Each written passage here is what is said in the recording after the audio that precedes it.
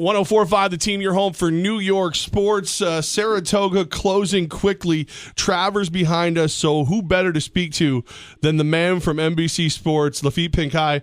Laffit, Arrogate goes out there, huge winner this weekend in the Preakness. How would you describe his performance? What was that? There, okay, good. Like, what just happened? You have this colt who would never race in a stakes race break a record for a Travers that goes back, like 2,000 years. And sometimes when you have these lopsided results, you see the horse cross the wire, and I'm not a big time guy necessarily, but you look at the clock and you say, all right, well, maybe this horse in another year, maybe he runs into some better competition. Maybe he's a lot better than this lot, but maybe this field wasn't that good. They flashed the time of 1:59 and change, and that is just ridiculous when you consider how good, how special of a race the Travers is, how many incredible champions have performed in this race.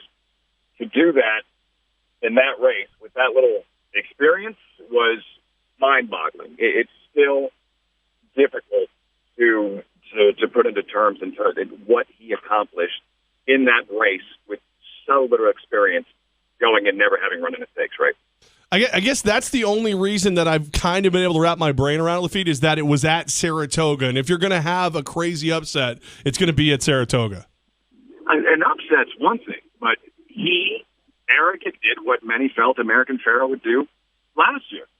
Bob Baffert knew he had a good horse going in, and he felt this was a Travers horse all along. He did have a setback at some point. I think he missed a worker, that there was something that went on there that where his Travers status was in jeopardy for a little while, but he bounced back quickly. He made the shift over there. Rafael Bejarano, his regular jockey, opted to ride American Freedom instead of Arrogate, and there's Mike Smith without a mountain. He is, in horse racing as a jockey, it's a good thing to be a mercenary. It's a good thing to be a hired gun when these saddles become available in these big races. He's the guy you go get. And now Arrogate's going to kind of be a mystery horse going into the Breeders' Cup Classic because he won't race again. He won't have another conventional prep for the Breeders' Cup Classic. Like American Pharoah, Baffert's going to train him up to the Breeders' Cup Classic, and you're going to look at him on paper and see, well, there's California Chrome and there's Frosted, the establishment. What do we really know about Arrogate? Was that a freak performance? Can he ever duplicate that? Or is this just the tip of the iceberg, and is this horse racing's next superstar? You brought up American Pharoah, and it's interesting because we thought we'd never see something quite like Pharoah getting beat at Saratoga last year to Travers. But actually, is this a bigger upset and a bigger shock how Arrogate performed in this year's? I think American Pharoah being upset is a bigger upset. What's interesting is how you had the same event just 1 year removed, and their identities couldn't be any more different for the two races. This year was a throwback to a handicapper's Travers Stakes, a handicapper's dream. You could make a case for 11, 12 out of the 14 horses. Last year was a one-horse show. You had 15 or 20,000, whatever it was, out at Saratoga the day before the Travers just to see American Pharoah work. That's like the Mets being in the World Series and 40,000 showing up at Citi Field to watch Noah Syndergaard throw like a bullpen session. Like, this just doesn't happen in horse racing. And then he was upset, as you mentioned, and everybody's walking around just kind of stunned.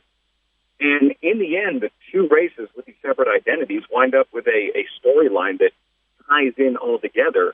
There's Bob Baffert, denied a season ago with his Triple Crown winner, but he winds up in the Travers Stakes winner circle a season later with a horse who, quite frankly, put forth an American Pharoah-like performance.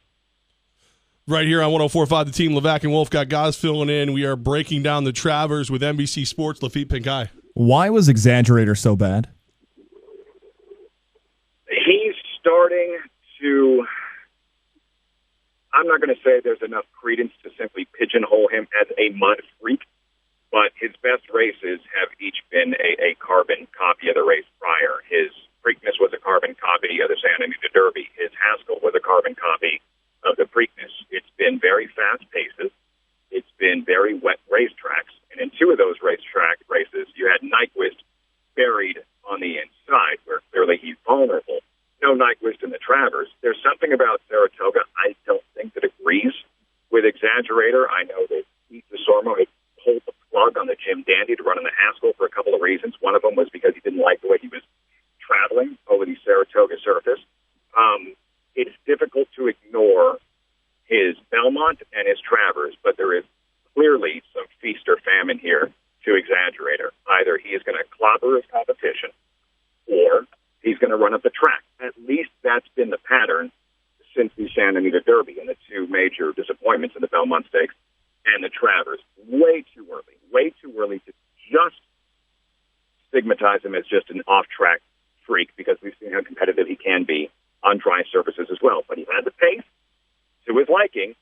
He just didn't pick it up and kick it in the way Exaggerator has on wet racetracks. I'm going to give, because I'm an Exaggerator fan, I'm going to give him the benefit of the doubt and assume for whatever reason he raced in the afternoon the way he trained in the morning, which is just not as brilliant as he normally is. And maybe there's something to it that he's just not himself at Saratoga. That's a dark throw at best. Laffit Pincay with us right here on 104.5 The Team. Laffit, with Arrogant winning the Travers in such commanding fashion, does the Breeders' Cup go from a 2-horse race to a 3-horse race now? He's in the mix. You set a record at Saratoga doing anything, and whatever your next race is, you're going to be considered a force to be reckoned with. It's the same distance, obviously. I mean, I still can't get that time out of my head, that 159 and change. I think it was Steve Atkinson who trained Gunrunner, who said, I thought 202 would win the Travers.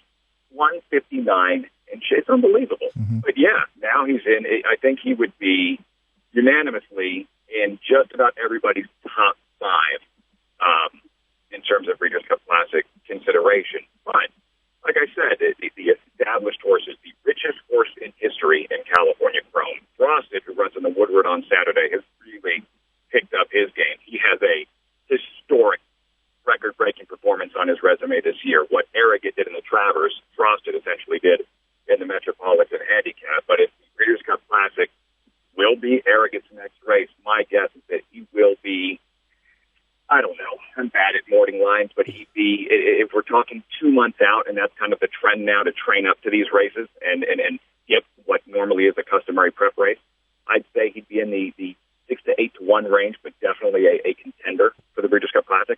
Laffit, we're bummed out here in Albany and in Saratoga because usually you stop by and see us every year. Why didn't you show up to Saratoga this year? What's going on? You don't like us anymore? Yeah, what happened?